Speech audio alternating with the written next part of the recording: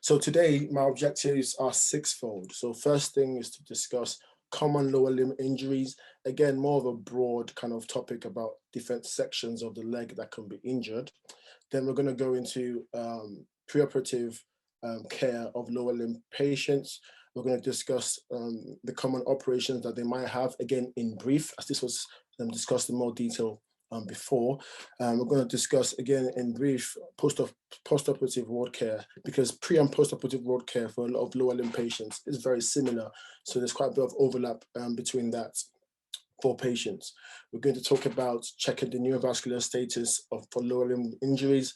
It's going to be a focused examination on the lower limb, doing your rounds, your nursing rounds, your drug rounds, where you can look out for patients who might be in trouble on the ward, and then potential orthopedic emergencies and complications as well. So this is the lower limb girdle. So it essentially starts off at your pelvis. It goes down through the neck of femur, through the femoral shaft, through the knee. So the knee is made up of the femur and the tibia joining together.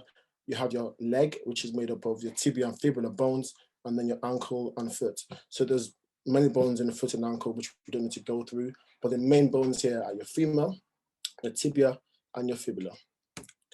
And the way I'm going to structure my talk is in zones. So generally with lower limb injuries, immobilization tends to be based on where the fracture is. So we're thinking about the midshaft of the femur, because I believe you've had a previous talk about proximal femur fractures or neck of femur fractures. So we're talking about the midshaft or the middle of the femur, usually on the middle third of the femur. Then we talk about the distal femur, knee, and proximal tibia. It's again around the knee joints. These fractures tend to occur. And then distal tibia, foot and ankle injuries. So this is the three main sections I'll be dividing the talk into. So to start off with, we'll talk about the midshaft femur fractures or injuries. Generally, when these patients come to you on the ward, again, pardon my lack of animation in this talk, I haven't had a chance to animate every single slide. And a lot of my images and illustrations can be found on the aofoundation.org website. It's a great resource for both healthcare professionals who are orthopedic and non-orthopedic to just have a general idea of how simple splints, for example, can be applied. There's pictures, there's videos, and all sorts on there. So this, for example, is a midshaft femoral fracture. It's an AP view that we can see here on the left-hand side in the X-ray. Now, generally, when these patients come onto the ward, so we're talking about after A&E, they're generally splinted in traction. And this is because it's pretty difficult to put a limb like this or a fracture so high in the femur into a cast, as generally the casts only stop at around the proximal femur region, and you wouldn't have enough control of the bones in a cast. So the best thing to do is to place the individual in traction. Generally, when they come through the ambulance service, they can be in what we call splints, such as the Thomas splint down here on the left-hand side, and a Kendrick splint. What we can apply in A&E as doctors or healthcare professionals is skin traction, or sometimes skeletal traction, where a pin is placed through a bone to apply traction. I will focus today on skin traction because this is what we tend to do most of the time, and this is what you generally see with patients coming in with midshaft femoral fractures on your wards. So this on the left-hand side is the kit that comes with the skin traction. You have a stirrup, which is padded at the base, and a strip, which is adhesive. So you can see on this clinical picture here, the stirrup has been placed in the bed just distal to the person's foot. Then the adhesive strips are stuck onto the leg and around the knee and to the distal femur. Now, this strip has to be distal to the fracture to traction the injury. So you can't have it going past the fracture because then it'll be useless. So here you can see that the skin adhesive strip stops at the distal femur in a fracture that should be usually in the midshaft of this individual. And then you have a bandage, which can then be wrapped around to secure this adhesive strip in place. It's important to always have good technique when doing these things and maintain a 50% overlap with your bandages, so you have a good hold, and also concentric flow of your bandages. On the ward, when these patients come in, if you want to assess them initially and make sure that everything's okay with their skin traction, you should make sure that there's a distance of around 3 centimeters between the base of the foot and the base of the stirrup. So you can stick your fingers about 2 or 3 fingers between the foot and the stirrup. This allows for proper traction as well. You want to make sure that the pads, so the foam pads and the stirrup, are around the medial and lateral malleolus, and these are pressure points. So therefore, you don't want the stirrup or the adhesive strip to rub against the skin and cause damage, particularly as these limbs can sometimes swell and have complications with skin breakdown. Lastly, you want to make sure that the heel, as you can see here in the illustration on the right, bottom right, is off the bed. Again, trying to prevent any abrasions or heel ulcerations. Then skin traction, as the name implies, needs some vector, some force, and this can be applied through a weight held over the end of the bed. In some hospitals, there are traction devices. Generally, we tend to apply around 10% of the patient's weight to traction the limb. So for example, if the individual weighs 60 kilograms, you might ask for between 5 and 6 kilograms of traction to gradually splint the leg. Moving on from splinting of midshaft femoral fractures, now we're going to go to injuries around the knee. So again, distal femur and proximal tibia. These tend to be injuries that look like this on X-ray. So you here on the left-hand side, a lateral view X-ray of a distal femoral fracture. You can see the fracture going through there.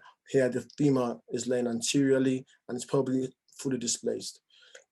In this picture here, we can see a patellar fracture. So you don't forget that the patellar bone is laying anterior to the distal femur. That could get injured, and patients need to be managed as well for these injuries.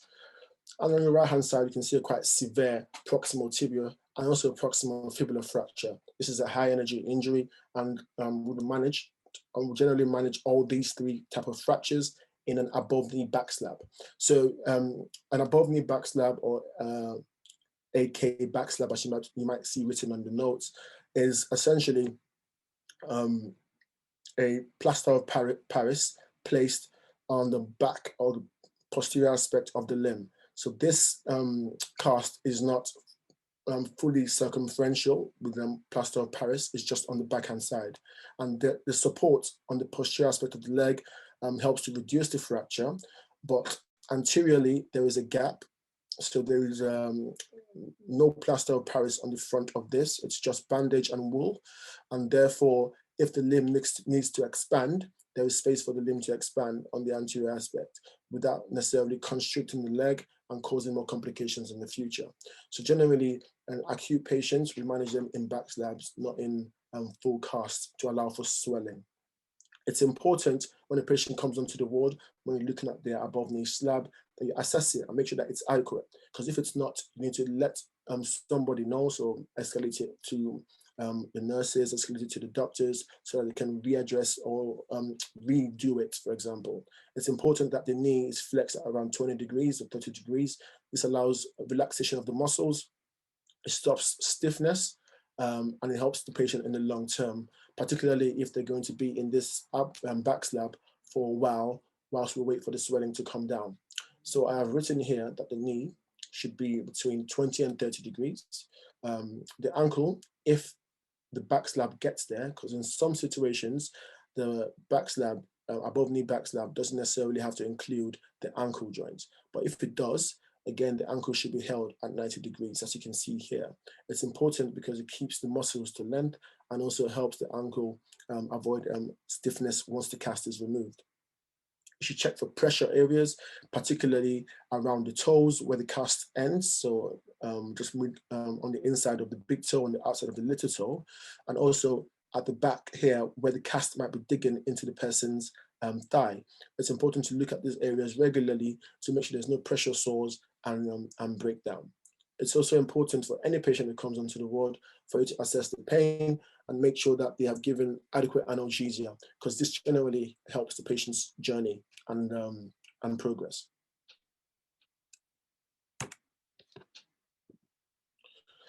Moving on to the third region, as I was mentioning, so now we're talking about something more distal. So we're thinking about the distal tibia, ankle, and foot injuries. For patients who are admitted for such injuries, we tend to send them on the ward with below knee back-slab. So in this case, we're talking about below, not above. And that's because the back-slab here, so the posterior hard cast here, can stabilize this fracture if it's in the lower aspect of the leg. Whereas before, if the fractures are higher up, even in the midshaft or the proximal tibia, a below knee back-slab will be totally insufficient to stabilize the fracture. So you can see here, this is a well applied back-slab. Again, like I said before, a back-slab is where we have a cast or plaster of Paris just on the posterior aspect of the leg, in this case, or on one side of the leg.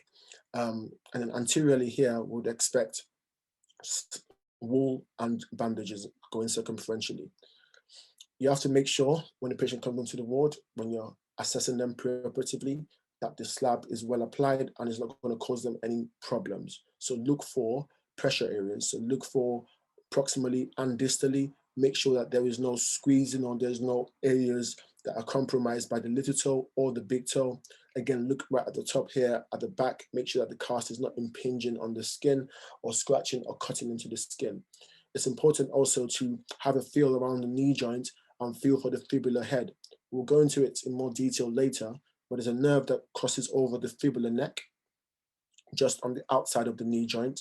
And if the cast is really high and compressing on the nerve, that can lead to nerve damage. So it's important that the cast is below the level of the fibular neck. One way of doing this is to ask the patient to bend the knee and try and put your 3 or 4 fingers at the back of the knee. So from the knee crease, you should be able to fit at least 3 fingers or 4 fingers, which would take you past the fibular neck. You should make sure that all the toes are visible. Again, this is important for your vascular and neurological assessment later on. And it's important, like I mentioned again, to always make sure that the pain is addressed and patients are given adequate analgesia as soon as they get onto the ward.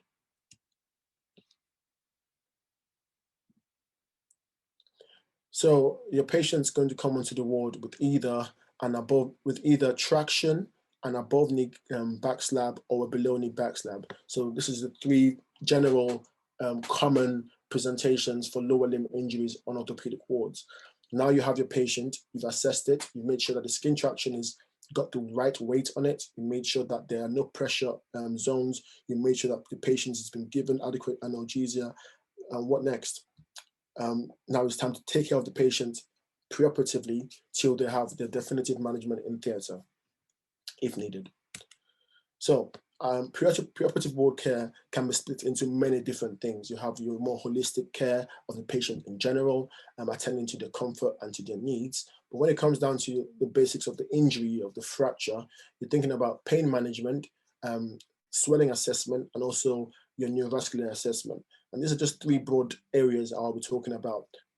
This generally applies both preoperatively and post-operatively, because the patient's limb is injured, and therefore, whilst they are with you on the ward, you have to be assessing these 3 things regularly and making sure that there are no problems with any of them. So when it comes to pain, it's important that the patient has prescribed regular analgesia. So up the WHO ladder, from paracetamol to codeine and so on and so forth, as long as there's no allergies or contraindications. If a patient's complaining of excessive pain despite optimal analgesia care and potential pain team involvement, then you should get worried, because if the patient's got injury to their limb, there's a chance that they have a severe orthopedic complication, which is termed, and I'm sure you know about it already, compartment syndrome. So compartment syndrome is a situation whereby the pressure in the compartments of the muscles and nerves and blood vessels in the limb increases to an extent where the blood supply to that compartment is reduced. So imagine if a pipe is going in through a tiny hole and the pressure around the pipe gradually increases. At some point, the flow of water through the pipe will be reduced. So that's like a flow of blood, and the flow of drainage out will also be reduced. And gradually you get a swelling, you get increased pain, and you get nerve damage and so on and so forth. But the main important symptom of patients who have compartment syndrome that we can help is pain. And that is pain that is excessive, pain that is not getting better, and pain that's worrying. So once you see patients who are complaining of a lot of pain, it's important that you escalate it to your colleague, to anyone else in the ward, and also to the doctors who may be on call. This diagram on the right-hand side here shows what a normal compartment in the lower leg may look like in the cross-sectional approach. But once you have an injury to the bones and you have injury to the muscles, they start to swell. And then it's important that if it's caught on time, the patient's taken to theatre for a decompression. So an incision is made on both sides of the leg to allow the muscle to bulge out, to breathe, and less pressure on the blood vessels and the veins and the nerves. So like I've written here, it's important to cut all the circumferential dressings. So every bit of bandage that you can cut in front of the cast down to the skin is cut and released from around the leg to allow it to have space to expand. Because if you still have the leg in its cast or in its back-slab, then it's possible that that would not give it enough space to expand, and that could be the cause of your pain. So once you've released it, in some situations, the pain gets better because the muscles themselves can get more flow to them, and that might mean that the patient doesn't have to then have a surgery. However, if it's picked up late, then the patient will be at a higher risk of needing surgery. It's important to keep some type of splint in place, because if the leg is very, very unstable, or the fracture is unstable, I mean, taking off the back-slab, for example, might mean that you have a very unstable injury that will cause more pain and more damage in the compartment. When it comes to elevation for compartment syndrome, it's really important to remember that you should elevate just only to the level of the heart. Don't elevate the limb, either the upper or lower limb, higher than the level of the heart. Now, as I've said before, compartment syndrome is also due to a blood flow problem. What you don't want to happen is that you elevate the limb so much that there is no blood getting to it because the pressure is just so high. So you want it to be at the same level of the heart so that there's enough perfusion going into the compartments to supply the muscles. So yeah, compartment syndrome is an important complication of an injury, both preoperatively and post-operatively. So it's important you keep an eye out for this and alert someone as soon as possible. Swelling. So it's important that we manage swelling both pre and post-operatively, particularly pre-operatively, because when a limb is too swollen, it's difficult to operate. The skin is at risk, the skin is very friable, and when you start cutting into the skin, you may not be able to close it. And even if you are able to close it, very stretched skin heals very poorly. So it's important that when a patient with a lower limb injury, particularly from the knee downwards, it's important that you elevate the limb. You can elevate the limb on pillows, for example, but make sure that, again, you take care of your pressure areas. So you should avoid putting pillows on the heel or resting the cast on its heel, because that could increase the risk of heel ulcerations, and that could also cause the patient a lot of problems going forward. One thing I personally like using a lot, and I don't see used as much as it should be, is using the bed for elevation. So patients are going to be on the bed non-weight bearing anyways. It's important to be able to use the electronic beds we have in hospitals to elevate the leg as high as possible. Whilst you do this, do remind the patient that the bed is high. So in case they want to sit out of the bed, they should call for help first to avoid them falling off the side of the bed. So bed foot elevation is a very, very powerful tool to use for elevation on the ward. I've used it many times and it's always worked. Whereas if you use pillows only, for example, sometimes pillows get moved, get removed, or slip away, and then the patient doesn't really have any good level of elevation. It's important when you're elevating to elevate the injured parts above the joints before it.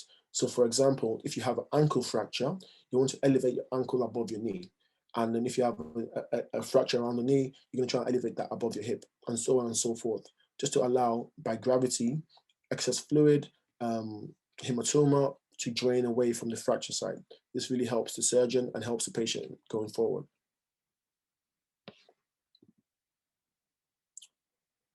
So now, thinking about a patient on the ward who is in pain and has some, you've taken off the cast, you notice some swelling on the leg, the leg looks a bit dusky, the patient might have increased heart rate, which is called tachycardia. They might say that they're having a new cough, or they might say that they're having some chest pain. One thing that this should alert you to, if you ruled out compartment syndrome, which is a really important emergency diagnosis to make, is a deep vein thrombosis. A deep vein thrombosis, which we'll talk about in a little bit more detail in a little bit of time, is when you have a clot in your deep veins of your upper or lower limbs. So in this case, in this picture, you can see that the leg on the right-hand side is more edematous, swollen, it looks more dusky in nature. And when you squeeze the scarf, you might find that it's a bit harder than the other side, and this could potentially point towards a DVT. And in this case, what you should do as soon as possible, again, is to compare it to the other side to get a comparison. You can escalate and ask for help. If the patient is complaining of cough and a new chest pain and are tachycardic, then we are worried that it's converted to what we call a pulmonary embolus, which is where this vein has sent off some of that clot towards the heart. The clot in the vein is formed from what we call stasis. So stasis is where the blood essentially stays in one place for too long. So when you've injured your leg, you're not walking in it as much. Your muscles in your leg aren't pushing blood back to your heart as much as they used to be. The blood stays there a bit longer, and gradually that starts to clot, and therefore you get a deep vein thrombosis. And part of that clot can break off and go to other parts of the body, or for example, go back to the heart and cause a lot of problems. So once you've escalated or asked for help, you can also check the jog chart to make sure that the patient has had and is receiving their DVT prophylaxis. So sometimes this is by way of heparin, a low molecular weight heparin. You should do an ECG if the patient has a high heart rate, again, to look for any other causes of the high heart rate. If the patient has a new cough or seems breathless, you should do a new set of observations and should apply oxygen if needed and get help as soon as possible. Again, like I said before, this also applies for your post-operative care. If patients are complaining of pain, swelling, you've ruled out compartment syndrome, something to think about is also a DVT. So the next thing we're going to talk about in the pre-operative assessment of patients on a day-to-day basis would be your neurovascular assessment. Now, the injury or the fracture and the forces from the injury can damage your nerves and your vessels that are around the limb. So in this particular diagram, you can see here, we have the nerves of the lower limb. On the left-hand side, it's a schematic just showing a drawing. Now, I'd like to draw your attention to the two main nerves of the lower limb. They are the femoral nerve and the sciatic nerve here. So the sciatic nerve running down the back of the leg, the thigh and the leg, and this is the femoral nerve running down the front. So this is the anterior aspect of the right leg, and this is the posterior aspect of the right leg. These nerves can be damaged at different points. As you can see, they are of close proximity to the bones at different points. So depending on where your fracture is, you might have different deficits. So when we talk about NV assessment or neurovascular assessment, we're thinking of neurology, we're thinking of nerves. Like I said before, the main nerves are the femoral nerve, which is this big, thick nerve here, which ends as a what we call a cutaneous nerve called the saphenous nerve. The sciatic nerve travels down the back of the leg and splits into three different nerves. So you have the common peroneal nerve, which we'll talk about later, which is the nerve I was talking about earlier that lies just anterior or just wraps around the neck of the fibula, and which can be compressed when you have a cast that's too high and causing pressure around that region. It also gives us a tibial nerve, which gives us a cutaneous nerve called the sural nerve. This diagram on the right-hand side shows you what we call the innervation or the sensory supply of all these nerves. The main thing you should be looking at here, I guess, in the lower limb is your inside of your leg is supplied by the saphenous nerve, which is the branch of the femoral nerve, whereas the space between the first and second toe, just there, which you call the first dorsal wave space, is supplied by what we call the deep peroneal nerve, which is one of the branches of the common peroneal nerve, which splits into an anterior and deep nerve. Again, all this is quite complex, but it's just important to know where these things might come from. Now, the other part of the common peroneal nerve is the superficial peroneal nerve, and it supplies the top of the foot away from that first dorsal wave space I talked about. Now, if you can remember, the sciatic nerve gives us a sural branch, which supplies around the lateral aspect of the foot. So here you can see the outside of the foot is supplied by the sural nerve. And all these will come into play in your assessment of the patient's lower limb, doing your rounds or doing your assessment or your drug rounds or whatever. Now, the other part of the neurovascular assessment is a vascular assessment. Now, the vascular aspect of the lower limbs are both venous and arterial. So on the left-hand side here, we have our arterial supply to the leg. Again, the arterial supply comes from one main vessel, the femoral artery. And the femoral artery comes from the abdominal aorta and the common iliac arteries. It's essentially the same artery that goes all the way down to the foot, but it splits into different arteries and becomes different things as you go down the line. So at the level of the knee, it's a posterior structure, and it's called the popliteal artery, and you can feel pulse at this site. So you can only really feel pulses against bones because you need the rebound of a bone. So you can, just like in your wrist, you can only feel against your radius. In the popliteus, you can feel by pushing into the popliteus.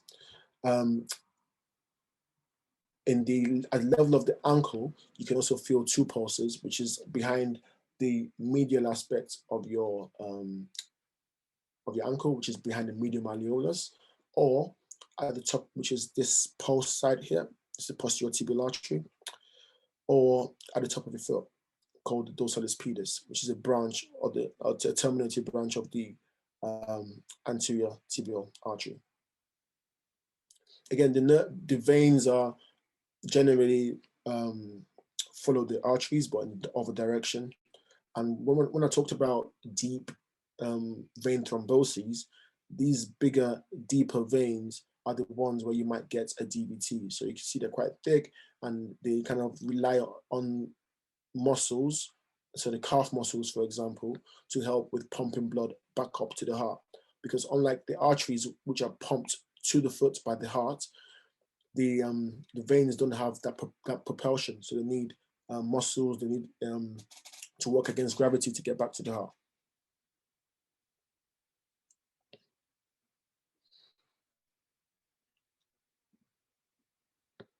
So when it comes to your neurovascular assessment, when it comes to your neurology, you're going to assess a nerve in terms of its motor function, because nerves help move, and sensory function, because nerves help to feel. Now, the reason I put these two pictures on here is because generally on the ward, what you're going to be assessing is this bit, the toes, because preoperatively and post-operatively, sometimes your patients just have the toes exposed and maybe whatever is exposed proximal to them. So this is the cast, potentially pre-op or post-op, and if you were to assess this patient's neurovascular status, you would assess the toes to make sure that the toes are getting supplied by the nerves. As you can see in this picture, if the toes are fine, then generally the nerves before them should be fine. So that's what you can imply. And same with the vascular supply. If the vessels in the foot are fine, then generally the vessels before them should be okay. It doesn't always work that way, but it's a general rule you can follow. So when a patient's in a cast like this, you want to ask them to move their toes. You want to assess each toe to make sure that it's moving independently and moving freely without much pain. You want to assess the power in the toe, so you can ask them to do it themselves. You can ask them to do it against your resistance of your thumb, for example, and you can always compare it to the other side to see what's normal for the person. It's also important to also assess sensation. So light touch, you can get a bit of tissue or cotton and feel at both the first dorsal web space, like I mentioned, for the common perennial, which is just between the first and second toes.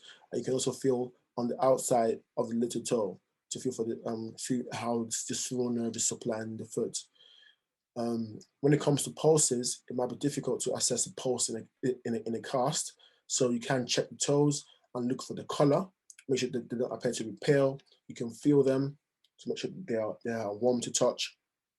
And you can also, if your cast is either free or loose around the top of the foot, you can stick a finger in and feel the dorsalis pedis pulse.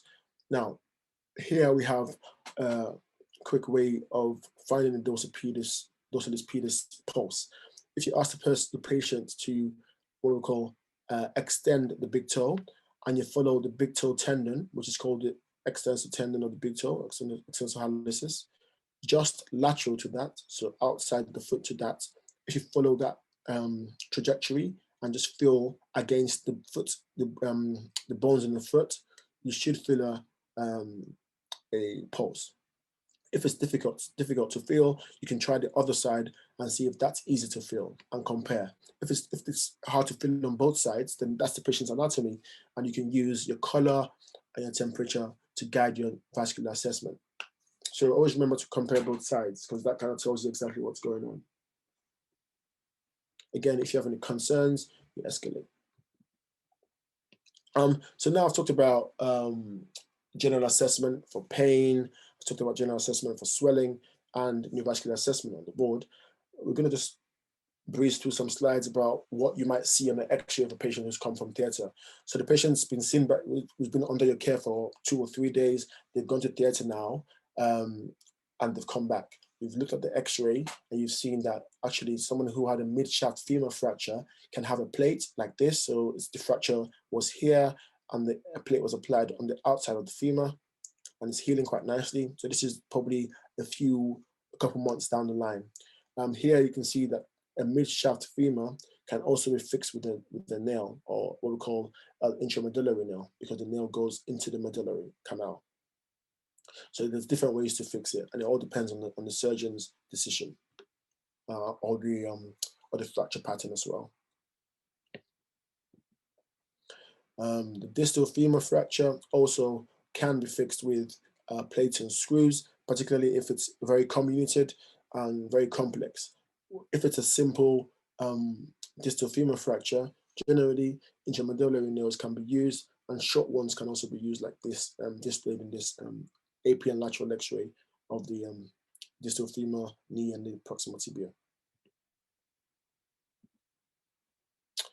We can also have patellar fractures. Patients, patellar fractures can manage with what we call a tension band wire. It's essentially K-wires and a metal wire loop that go around the patella to hold it in place. In some patellar fractures, depending on the configuration of the fracture, you can also manage it with just screws. Proximal tibial fractures can generally manage with plates, because they are generally around the joint and they involve the joint, so we try and use the plates to fix them. When you get to the Midshaft or the shaft fractures, you can use a nail, like you can see on the right hand side. So it's a nail similar to that used in the femur, so essentially an intramedullary device to fix this fracture. You can see in this AP and lateral X-rays clips in the skin at the sites of incisions. So this is immediately post-operative film. And you can see that this patient is no longer in a cast after the operation. So these patients are not in cast after the operation. So generally you can just bandage it and the patient can start your physio when the surgeon allows. Some surgeons might put the patient in casts, so it's important to always read the post-operative notes. We're going down a bit further to the distal tibia, to the ankle. This is a very complex ankle fixation, but I just wanted to show you that you can use plates, screws, nails in the ankle, because it's a joint made up of both the tibia and the fibula. Whereas in the foot, you can have different types of operations in the foot. You can have screws, you can have wires, you can have plates, you can have all sorts in the foot. So again, these patients tend to be sent out of theatre with some type of splint or immobilization or a cast as well. So the patient's been to theatre, they've had their operation, and they've come back to the ward. They can be sent back to the ward with nothing, so just a wound that is dressed. For example, in this case, this is probably not a trauma case, but yeah, it's a wound that is dressed after surgery. They could come back with a removable splint. For example, here we have a hinged knee brace, because once you fix the fracture, there's no need to put it in a cast because it should be stable. And generally, in the first 2 weeks of the post-operative period, all you're trying to do is protect the wound, and therefore you put them into a splint. Some patients will come back to the ward in a cast, similar to what they went to the ward to theatre with. So the most important thing to do when a patient comes back onto your ward is to read the operation note. It's not just enough to get a handover. It's really important to read it yourself, so you can know exactly what the patient's had and what the surgeon would like for that patient. Important things to look out for are the patient's weight-bearing status, the patient's antibiotic regime, because sometimes they require just only prophylactic dosage, or sometimes they require a longer dosage of antibiotics. So it's important to always check what the patient's on. It's important to check for DVT prophylaxis, so exactly what the surgeon wants and for how long, and also wound care to check if there's any particular plan for the wound. Generally, for lower limb injuries, the wounds are kept covered for 2 weeks, and then at 2 weeks, the wounds are reviewed, clips are removed, or sutures are cut and then redressed.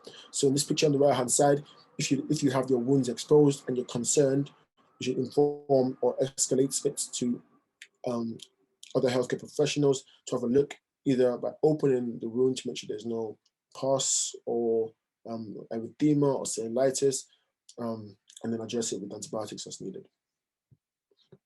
Here in this top right picture is just in regards to the weight-bearing status. You can work with your physiotherapist and occupational therapist, who can get the patient going, because the patient needs to get back out of hospital to a place of comfort. Like I said before, your post-operative care is essentially very similar to your pre-operative care, apart from the fact that you now have a set of extra demands from your surgeon's post-op notes. You should still continue your pain management with regular analgesia, regular assessment of pain, and if you're worried about pain, elevate to the level of the heart, cut down dressings, escalate, rule out compartment syndrome. If it's not compartment syndrome, but there is still some swelling despite elevation, then you can think about potentially a DVT. More kind of other kind of orthopedic emergencies are nerve injuries and vascular injuries. Now, one of the complications of surgery is to damage nerves and damage soft tissues or vessels around the operative site. So when a patient comes back from theatre, it may not have been noticed in theatre or in recovery. So it's important to assess the nerve, motor function again. So like I said, check the toes, they can move, normal sensation compared to the other side. If a patient's had a spinal or a nerve block in theatre, then you might find that on the operative notes, and that would alert you to the fact that the nerves might be blocked for a few hours, potentially to the next day. So it's important to have that in mind so that you know that there's a reason why a nerve might not be working. Because if someone has blocked them with local anesthesia, then they're not going to work very well. It's also important to look at the foot, look at the foot for blood supply, look at the color of the foot, feel the temperature compared to the other side. If there's no cast on, then feel for the pulses. Feel for your posterior tibial pulse, your dorsalis pedis pulse, and document it in your notes. So when you do any of these assessments, you've done the work, document it. It just means that if someone wants to come later on to assess the patient, and if things have changed, then they can be addressed immediately. So I've talked now for, I think, a period of around 40 minutes. We've kind of discussed common lower limb injuries. I've split it into 3 different sections by saying there's the midshaft femoral fractures, there's the periarticular injuries, which are the distal femur, the knee injuries, and the proximal tibia injuries, and also your periarticular in the ankle, so your distal tibia, your ankle injuries, and your foot injuries. We've talked about common operations. I showed you some slides of x-rays of patients who are operated with plates, screws, and intermedullary devices. We've discussed post-operative care, which is essentially the same as pre-operative with a few more instructions. So pain management, swelling management with elevation. Don't forget the bed elevation is really important. And also neurovascular assessment, look out for nerve injury, look out for vascular injury, and escalate if you have any concerns at all, any questions, just ask. That's the easiest thing you can do. Always check the other limb as well. So some take-home messages, I think just maybe like 3 basic ones, is to monitor your pain and swelling. Just keep on monitoring, just monitor, and address it. If in doubt, compare to the other side and escalate for help.